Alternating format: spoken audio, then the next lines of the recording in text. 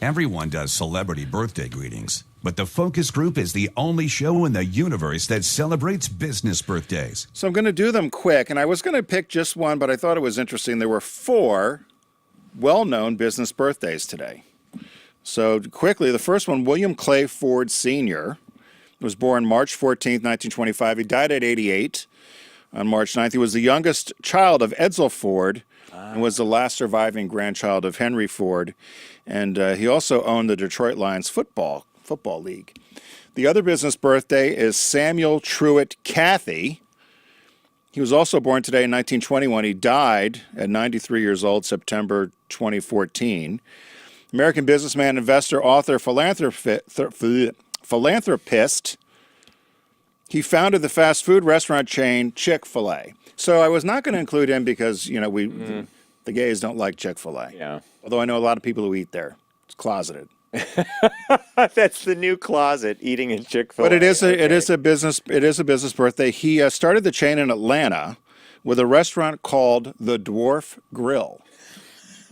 Where the H did he come up with? He came up with the name because it was a small size. The restaurant was a small size. He said he and his brother and business partner Ben created the chicken sandwich at the Dwarf Grill, which later became the key signature item at Chick-fil-A.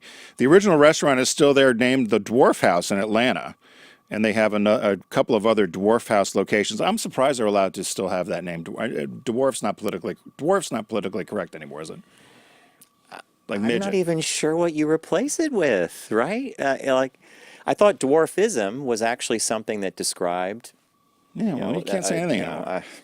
When he died, he was worth $4.2 billion. It's a lot of chicken. So where the controversy came from, he and his wife started the WinShape Foundation, and its mission was to shape winners, but really promote a traditional marriage and traditional family sort of foundation.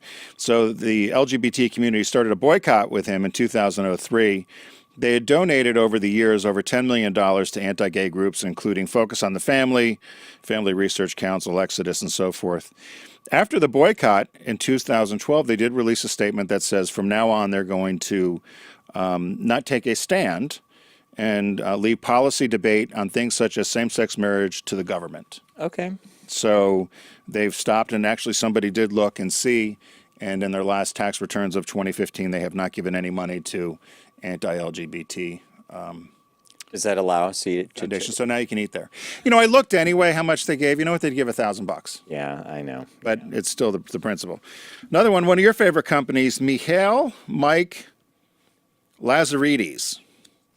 He's 57 today. One of my favorite companies? Yep, 57 today, born March 14th, 1961. A Greek-Canadian businessman, investor, founder of BlackBerry, which manufactures the BlackBerry wireless handheld device.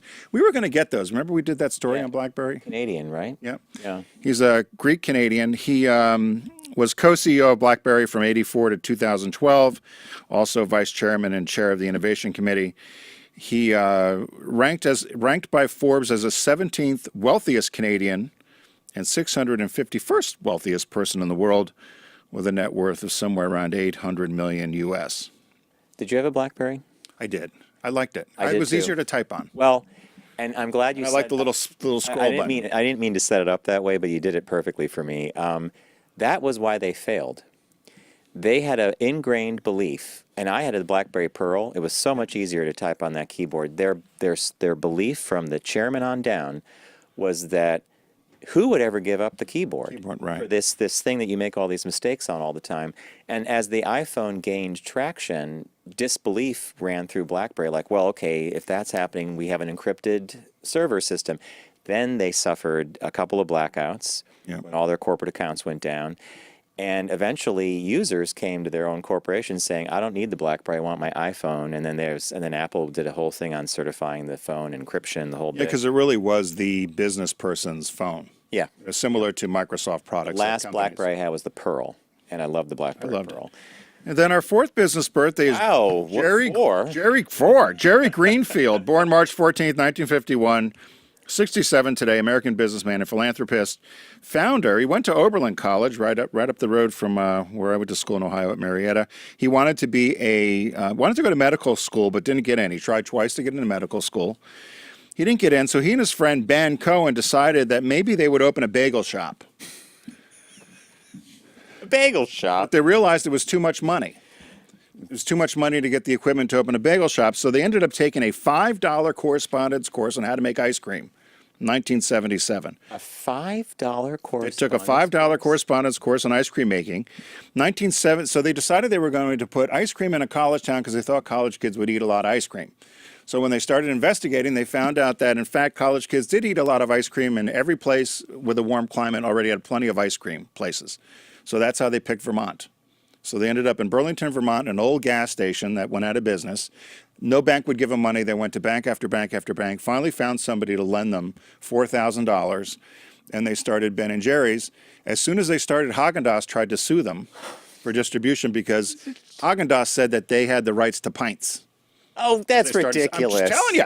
Really, someone sat in a boardroom and said, "We're going to get him on And it the was pint." Pillsbury who owns Haagen-Dazs, and they sued him twice to try to stop Ben & Jerry's What a from waste distribution. of money, right? Right, and they said that they ended up they had a tough time in the winters, and that's why they decided to do the pints and distribute them Smaller. because people were buying ice cream in the summer, but in the wintertime they struggled, so they thought, well, let's send it out Brilliant. as pints. Brilliant. So they were bought by Unilever in 2000, and it's still a very thriving brand. And I always love stories like this. Both he and his partner, so Jerry and Ben, were arrested in 2016 in D.C.